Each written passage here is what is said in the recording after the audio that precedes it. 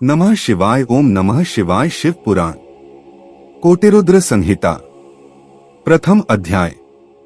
द्वादश ज्योतिर्लिंग एवं उपलिंगों की महिमा।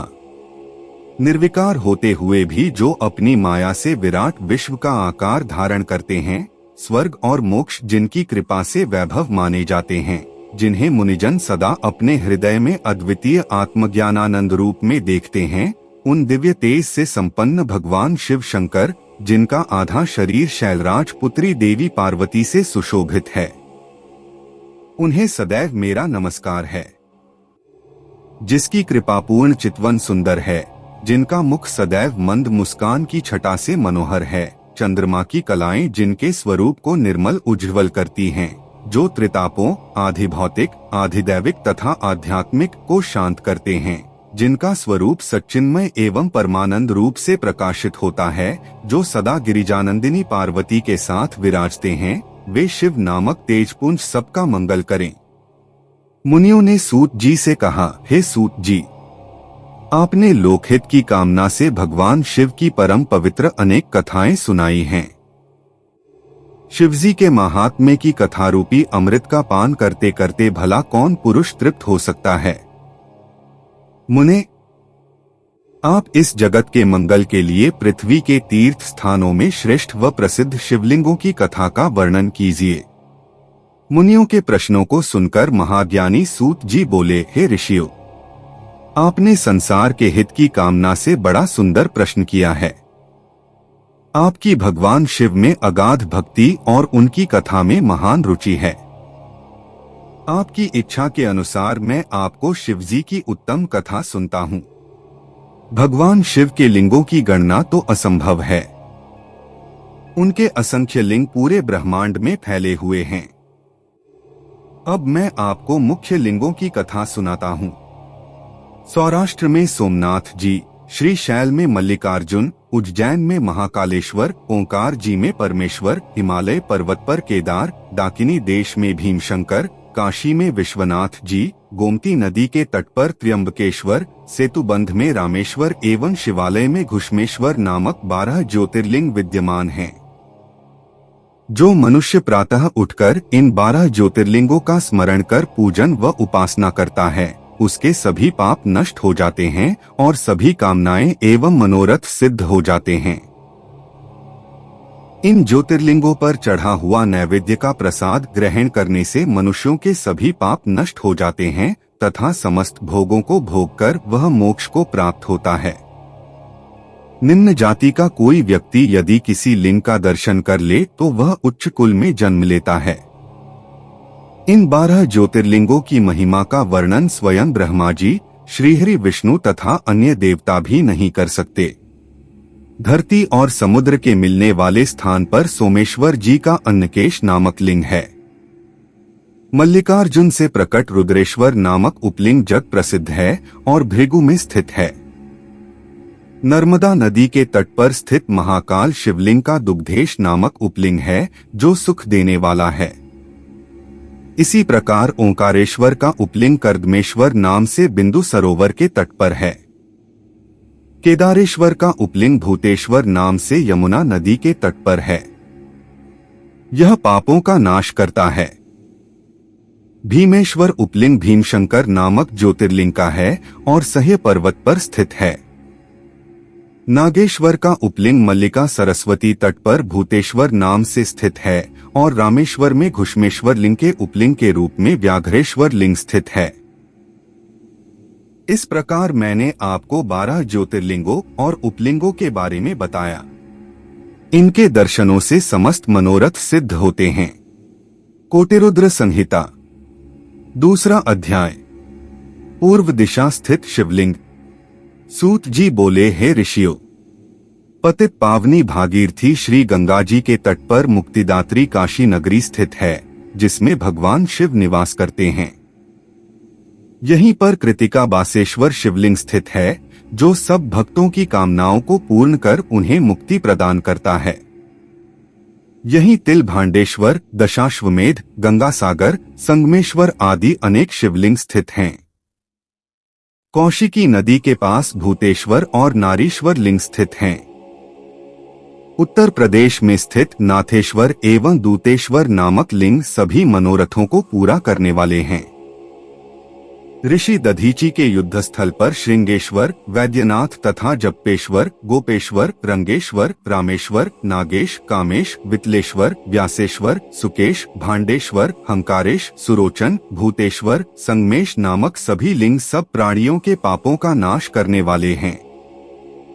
इसी प्रकार त्रिप्तका नदी के किनारे कुमारेश्वर, सिद्धेश्वर, सैनेश, रामेश्वर, कुंभेश, नंदीश्वर, पुंजेश आदि शिवलिंग स्थित हैं।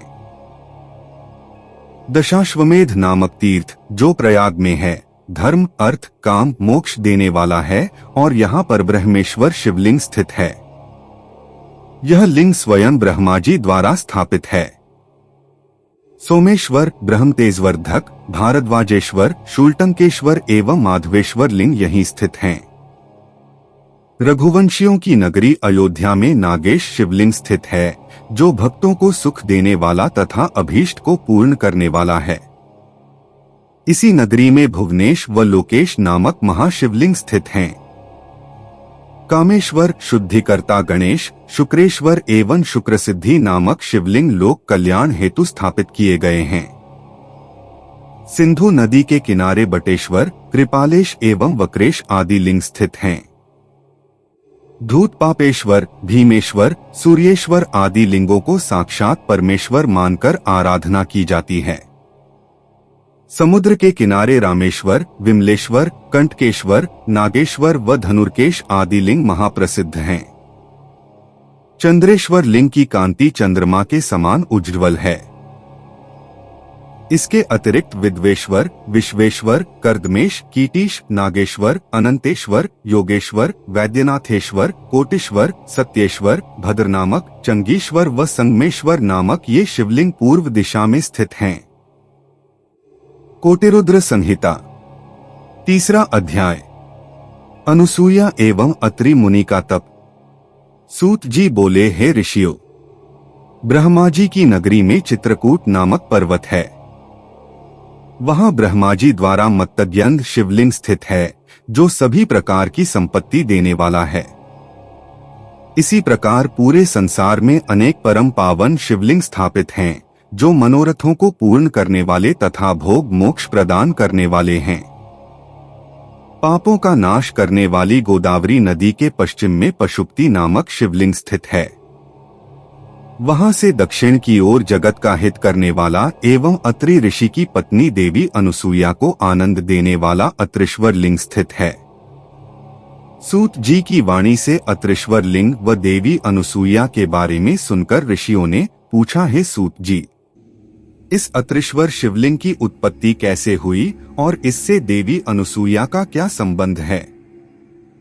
इस विषय में हमें बताइए। तब ऋषियों द्वारा उठाए गए प्रश्न का उत्तर देते हुए सूत जी बोले, ऋषियों, दक्षिण में चित्रकूट पर्वत के निकट कामद नाम का वन है। ब्रह्मा जी के पुत्र महर्षि अत्रि अपनी पत्नी अनुसूया के साथ इसी स्थान पर निवास करते थे। एक समय की बात है, उस वन में 100 वर्षों तक वर्षा नहीं हुई, अकाल पड़ गया। मनुष्य पानी और भोजन के लिए तरसने लगे। चारों ओर दुख ही दुख था। लोग अन्नजल के अभाव में मर रहे थे। यह स्थिति देखकर महर्षि अत्रि व देवी अनुसूया बहुत व्याकुल हो गए। तब अनुसूया ने अपने पति से कहा, स्वामी, मैं इन प्राणियों को इस दुख की स्थिति में नहीं देख सकती। कुछ प्रयत्न कीजिए ताकि इनके दुख दूर हो जाएं और प्रसन्नता छा जाए। अपनी पत्नी देवी अनुसूया का निवेदन सुनकर महर्षि अत्रि पद्मासन में बैठ गए और भगवान शिव के चरणों का ध्यान करने लगे। इस प्रकार जब वे समाधि में बैठ गए, तब उनके सभी शिष्य उनको अकेला छोड़कर वहां से चले गए, परंतु देवी अनुसूया अपने पति की सेवा में लगी रहीं। उन्होंने भगवान शिव की मूर्ति स्थापित की और फिर उसकी विधिपूर्वक पूजा अर्चना की। इस प्रकार वे भी शिवजी की आराधना में लीन हो गईं। जब देवताओं को इसका ज्ञान हुआ तो वे अत्रि और अनुसूया के आश्रम में पधारे। उनके साथ गंगा नदी भी थी। वे देवी अनुसूया की प्रशंसा करते हुए बोले कि हमने देवी अनुसूया जैसी भक्ति आज तक नहीं देखी, जो पति धर्म और भक्ति धर्म का एक साथ दृढ़ता से पालन कर रही हैं। निश्चय ही आप दोनों धन्य हैं। यह कहकर अन्य देवता अपने स्थान को चले गए, परंतु भगवान शिव व गंगाजी ने वहीं निवास किया। गंगाजी बोली कि देवी अनुसूया का हित किए बिना मैं यहाँ से कहीं नहीं जाऊंगी। भगवान शिव अंश रूप में महर्षि अत्रि के आश्रम में रहे और कैलाश पर्वत पर चले गए। महर्षि अपनी तपस्या में पूर्व की भांति लगे रहे। इस प्रकार अकाल पड़ते पड़ते 54 वर्ष बीत गए। देवी अनुसूया भी अपने वचन को निभाती रहीं कि पृथ्वी पर वर्षा से पूर्व मैं अन्न जल ग्रहण नहीं करूंगी। अनुसूया श्रद्धा भाव से शिवजी के चरणों में अपना ध्यान लगाती रहीं। कोटिरुद्र संहिता, चौथा अध्याय। अनीश्वर की महिमा वर्णन। सूत जी बोले, हे ऋषियों, तपस्या करते हुए महर्षि अत्रि को बहुत समय बीत गया था। एक दिन मुनि ने समाधि से जागकर अनुसूया से कहा, देवी, मुझे बड़ी जोर की प्यास लगी है। आप कहीं से जल लाकर मेरी प्यास शांत करो। अपने पति की आज्ञा का पालन करते हुए अनुसूया ने हाथ में कमंडल लिया और पानी लाने के लिए चल दी। साध्वी अनुसूया पानी की तलाश में इधर उधर घूम रही थीं। यह देखकर स्वयं गंगा जी देवी अनुसूया के सामने आकर बोली, देवी, आप इस समय कहाँ जा रही हैं? तब उनका ऐसा प्रश्न सुनकर देवी अनुसूया ने गंगा जी से पूछा, भगवती, आप कौन हैं और कहाँ से आ रही हैं? अनुसूया के प्रश्न का उत्तर देते हुए गंगा जी ने कहा, हे देवी, मैं गंगा हूँ और आपके पतिव्रत धर्म और शिव पूजन से प्रसन्न होकर यहाँ आई हूँ। मैं आपकी कर्तव्यनिष्ठा से बहुत प्रसन्न हूँ। मांगो, क्या मांगना चाहती हो? मैं अवश्य ही तुम्हारी इच्छित वस्तु तुम्हें प्रदान करूंगी। गंगा जी के ऐसे वचन सुनकर देवी अनुसूया ने हाथ जोड़कर विनम्रता से गंगा जी से कहा, हे माता, यदि आप मुझ पर प्रसन्न हैं तो कृपा कर मेरे इस कमंडल को जल से भर दें। मेरे पति प्यासे हैं, मैं उनकी प्यास बुझाना चाहती हूँ। तब देवी गंगा बोली, पति पराणे, आप पृथ्वी में एक गड्ढा खोदिए।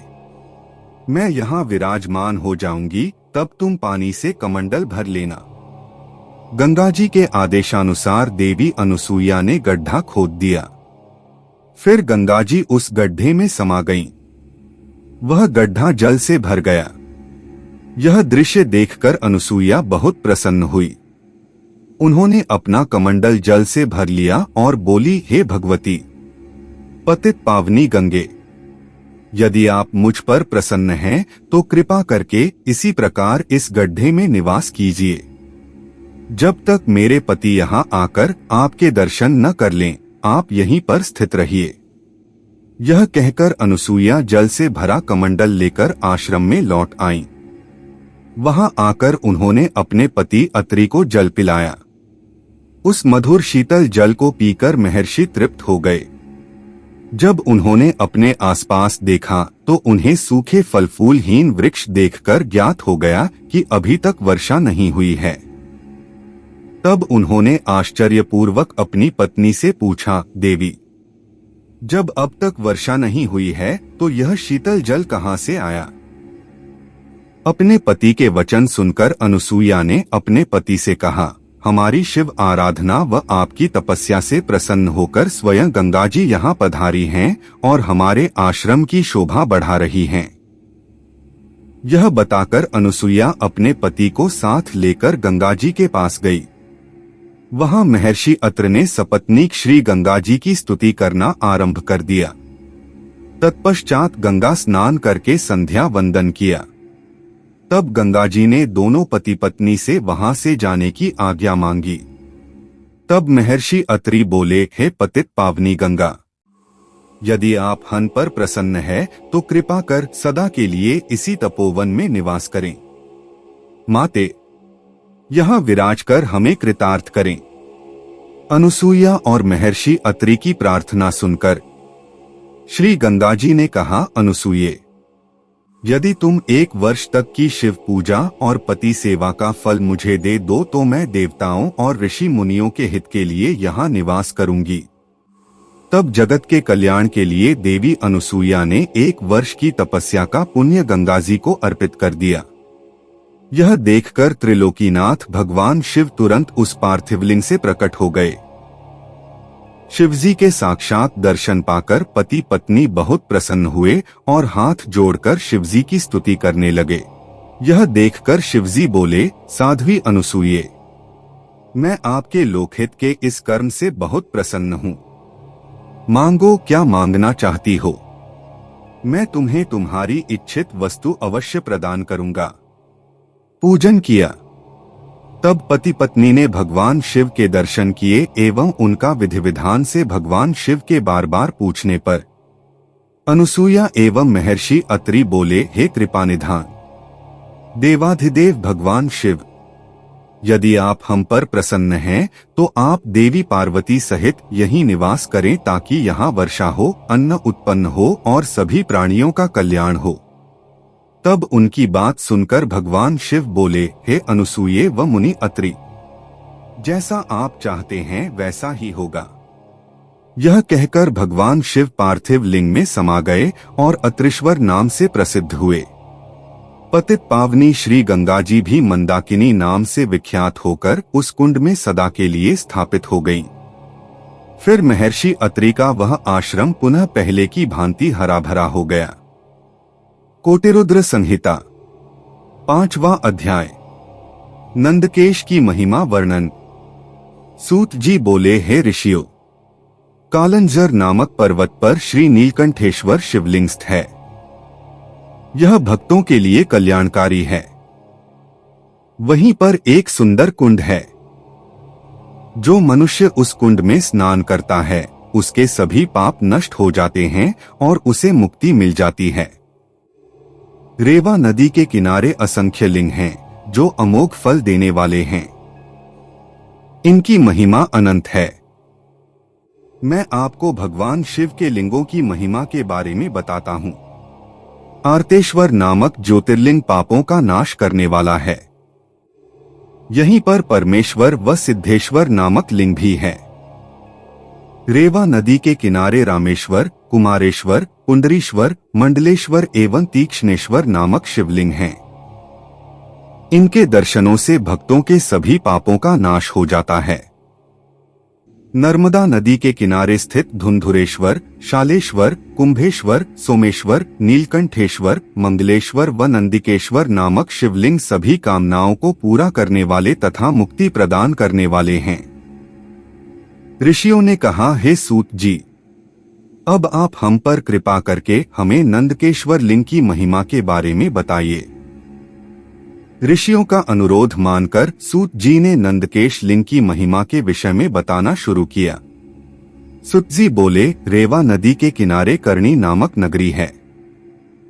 उस नगरी में एक ब्राह्मण अपनी पत्नी और 2 पुत्रों के साथ रहते थे। जब वे वृद्ध हो गए तब ब्राह्मण अपने परिवार को वहीं छोड़कर स्वयं शिवनगरी काशी चले गए। कुछ समय पश्चात वहां पर उनकी मृत्यु हो गई। जब ब्राह्मणी और उसके पुत्रों को इसकी सूचना मिली तो उन्होंने काशी जाकर ब्राह्मण की अंत्येष्टि एवं अन्य संस्कार किए। तत्पश्चात वे वापस घर लौट गए। कुछ समय बाद ब्राह्मणी का भी अंत समय निकट आ गया। वह बीमार रहने लगी थी। तब उसने अपने पुत्रों को बुलाकर उन्हें अपनी अंतिम इच्छा बताई। ब्राह्मणी बोली, पुत्रों, मेरी मृत्यु के पश्चात मेरी अस्थियों को गंगाजी में प्रवाहित करना तथा मेरा पिंडदान एवं श्राद्ध काशी में ही करना। पुत्रों ने उनकी इच्छा पूरी करने का वचन दिया। जैसे ही बड़ा पुत्र सुवाद माता के लिए पानी लेने गया, उसने प्राण त्याग दिए। अपनी माता की आखिरी इच्छा पूर्ण करने हेतु सुवाद ने उसकी अस्थियों को काशी ले जाने का निश्चय किया। उसे 20 योजन का मार्ग तय करना था। रास्ते में ही रात घिर गई। तब सुवाद एक ब्राह्मण के यहाँ रात गुजारने का फैसला किया। उस ब्राह्मण के घर रुककर सुवाद भगवान शिव का पूजन करने के पश्चात वहीं पर विश्राम करने लगा। तभी वहां उसे एक अद्भुत बात दिखाई दी। नमः शिवाय। ओम नमः शिवाय। शिव पुराण कोटिरुद्र संहिता 6वां अध्याय। ब्राह्मणी की सद्गति व मुक्ति। सूत जी बोले, हे ऋषियों, जिस ब्राह्मण के घर में सुवाद ठहरा था वह सुबह शाम दोनों समय अपनी गायों का दूध निकाला करता था। आज भी उसने अपनी स्त्री से कहा कि बर्तन दे दो, मैं दूध निकालता हूँ। तब उसकी पत्नी ने दूध का पात्र दे दिया और बछड़े को खोलकर गाय के पास भेज दिया। परंतु बछड़े ने जैसे ही थोड़ा सा दूध पिया उसे तुरंत गाय के पास से हटा दिया गया।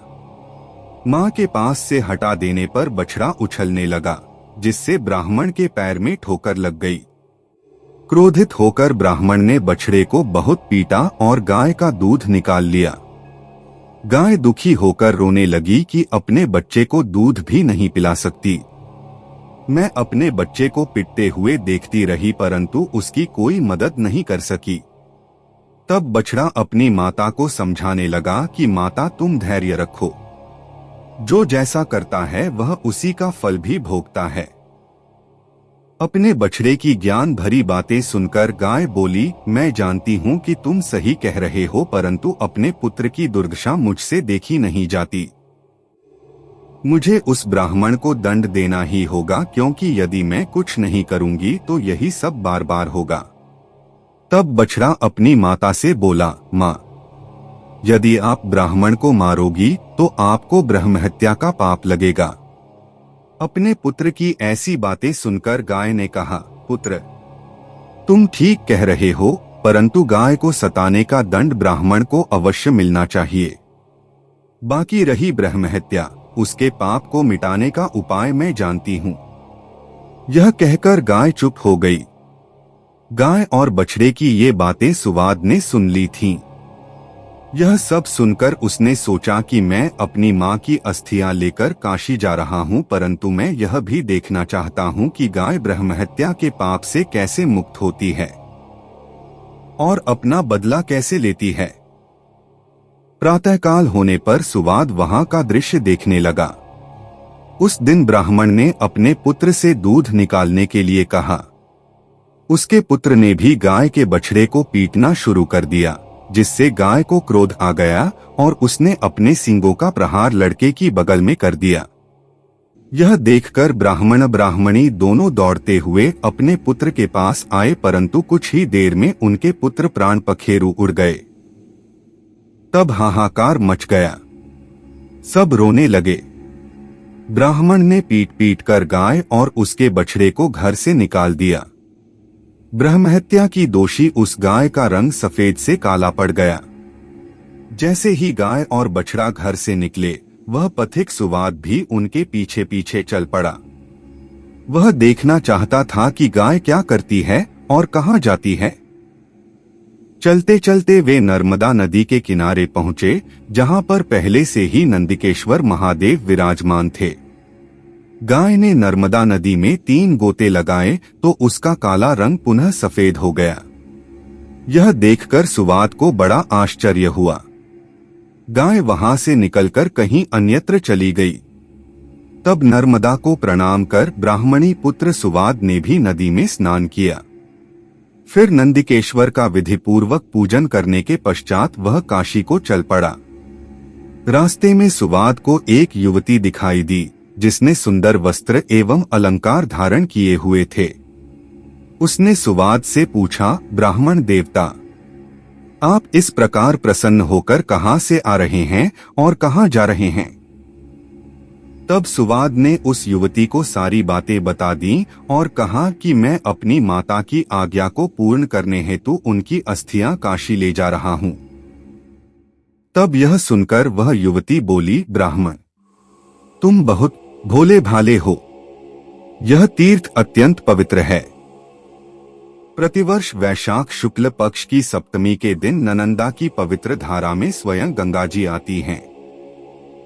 आज वही शुभ दिन है, इसलिए तुम अपनी माता की अस्थियों को यहीं प्रवाहित कर दो।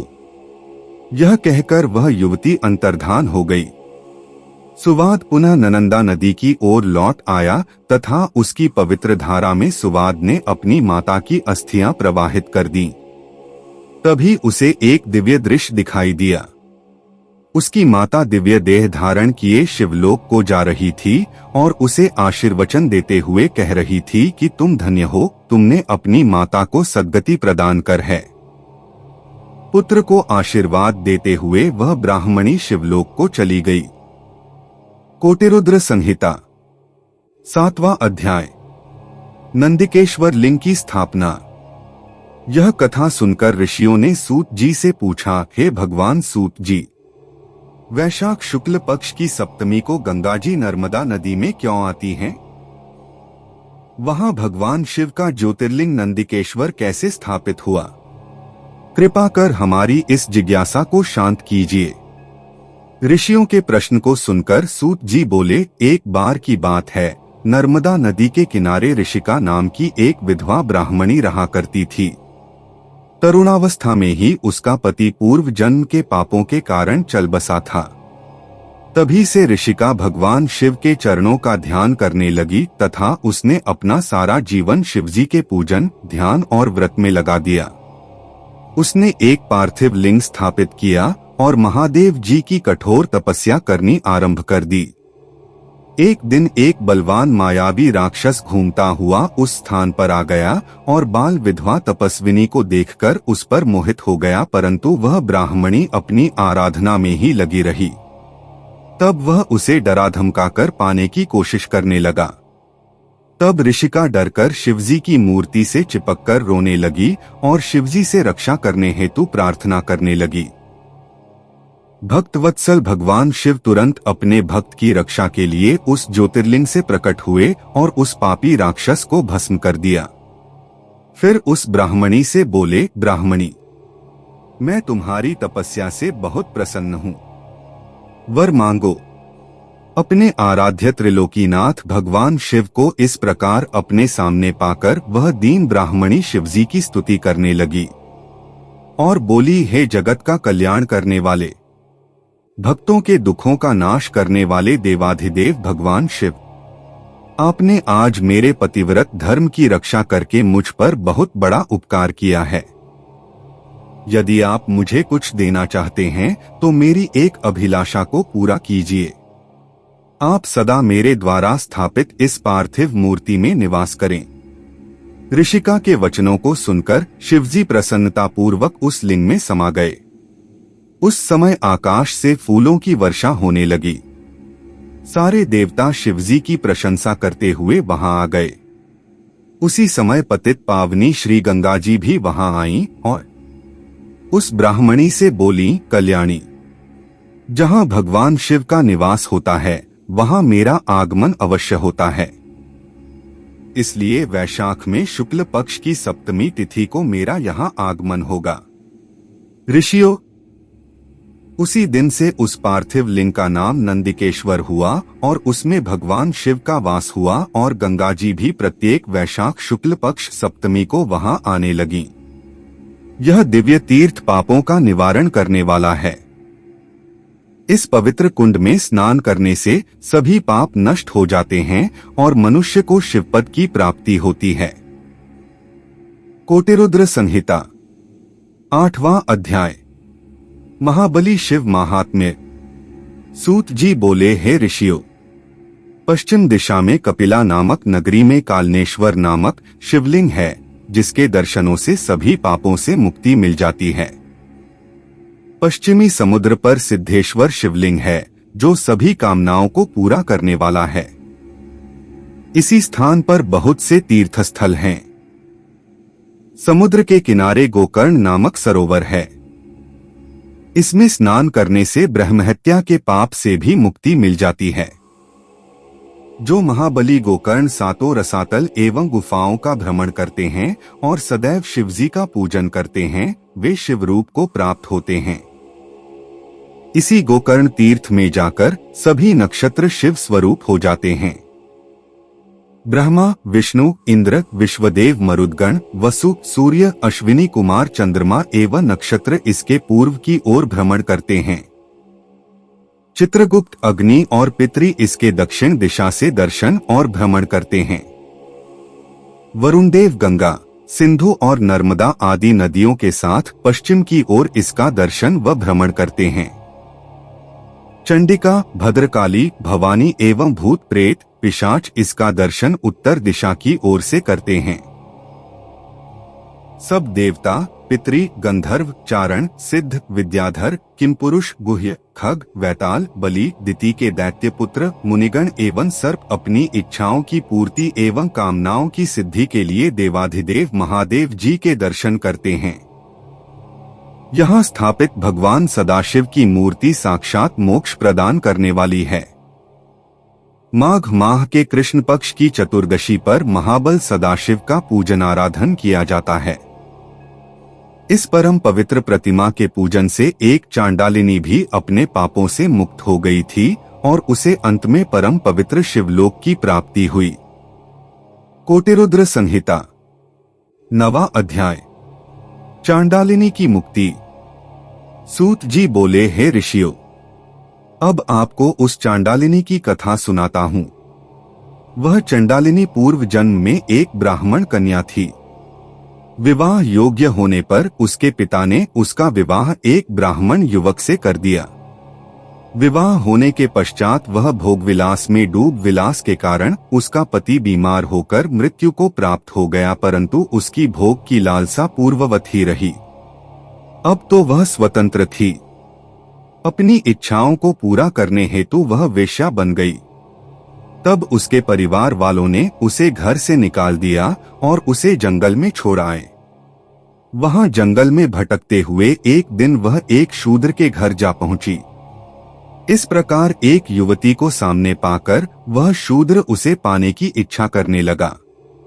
तब वह उसके साथ वहीं रहने लगी। उस शूद्र के साथ रहते हुए उसने मांसमदिरा तथा अभक्ष्य वस्तुएं खानी शुरू कर दी। एक दिन वह शूद्र किसी कार्य से बाहर गया था, तब उसे बड़ी जोर से भूख लगी। अपनी भूख शांत करने के लिए उसने अपनी तलवार से आंगन में बंधे बछड़े को काट डाला और उसका मांस खा लिया। इस प्रकार उसने अपने जीवन में सब प्रकार के पाप किए तथा मृत्युकाल आने पर मृत्यु को प्राप्त हुई। यमराज उसे नरक ले गए और वहां उसने नरक की यातनाएं भोगी। अगले जन्म में उसका जन्म एक शूद्र चांडाल के घर हुआ। वह अंधी जन्मी थी और अपने पूर्व जन्म के पापों के कारण कोढ़ी हो गई थी। उसके आसपास कोई नहीं फटकता था। एक बार उसने कुछ लोगों को सदाशिव के गुणों का गान करते हुए सुना।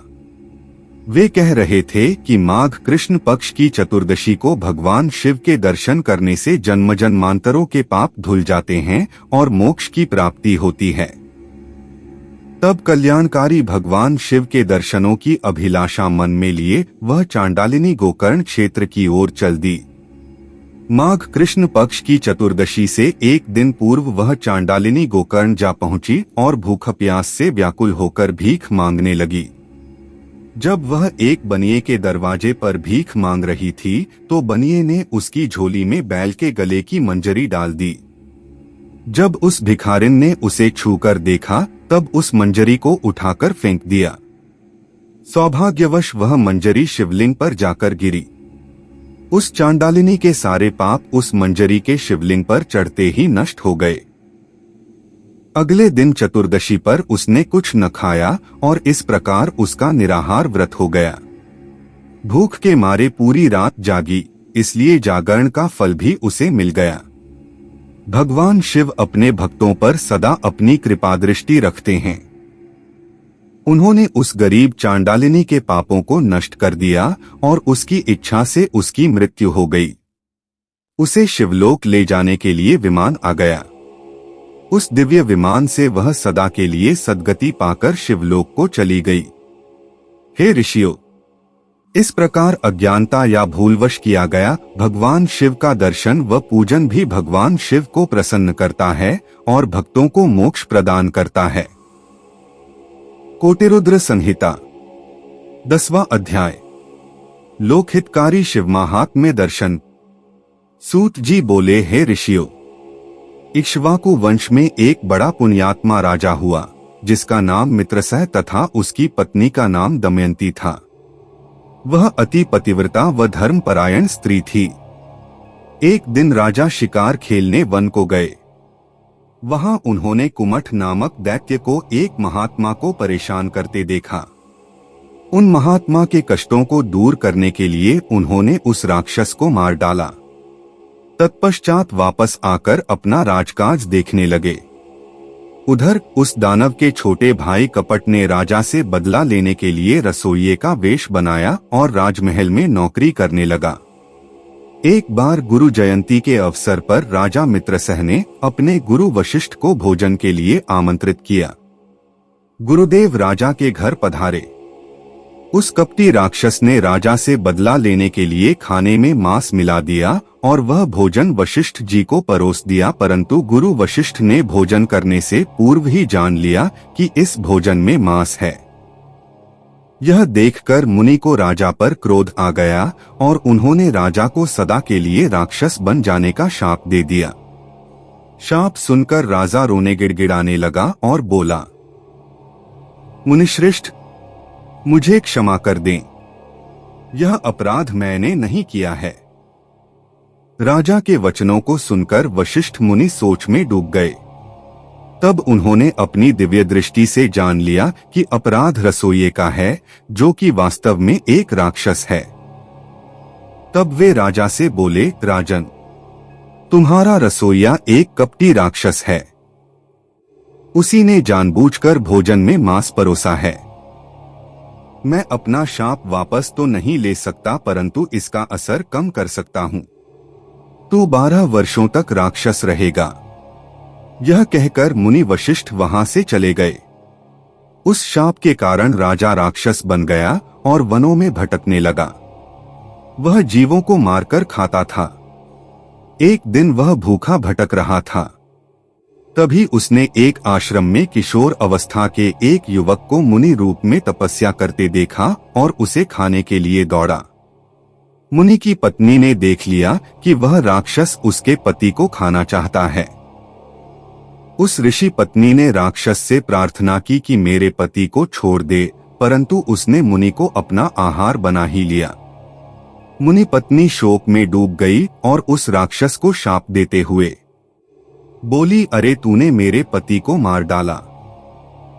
मैं तुझे शाप देती हूँ कि जब तू किसी स्त्री पर मोहित होकर दुष्ट राक्षस उसके साथ विहार करेगा, उसी समय तेरी मृत्यु हो जाएगी। इस प्रकार राक्षस को शाप देकर वह सती हो गई। 12 वर्ष बीत जाने पर राजा को अपना शरीर वापस मिल गया। उसने जाकर अपनी रानी को शाप के बारे में बताया। यह जानकर रानी राजा को अपने पास नहीं आने देती थी, परंतु उन दोनों की संतान न होने के कारण दोनों बहुत दुखी थे। एक दिन दुखी राजा वन में चला गया, परंतु ब्रह्महत्या के पाप ने उसका पीछा नहीं छोड़ा। तब राजा व्याकुल होकर गौतम ऋषि की शरण में चला गया। राजा ने उन्हें सारा वृत्तांत सुना दिया। तब गौतम ऋषि बोले, हे राजन, पश्चिम दिशा में जाओ, वहां गोकर्ण नामक तीर्थ है, जहां महाबल नामक ज्योतिर्लिंग है। उस कुंड में स्नान करके देवाधिदेव महादेव जी का पूजन अर्चन करने से सभी पाप नष्ट हो जाते हैं। इसलिए तुम वहां जाकर शिवजी की आराधना करो, तभी तुम्हें ब्रह्महत्या के पाप से मुक्ति मिलेगी। गौतम ऋषि के वचन सुनकर राजा प्रसन्न हुआ और उनसे आज्ञा लेकर गोकर्ण तीर्थ को चला गया। वहां उसने कुंड में स्नान करके भगवान शिव का पूजन और आराधना आरंभ कर दी, जिसके फलस्वरूप राजा को ब्रह्महत्या के पाप से मुक्ति मिल गई।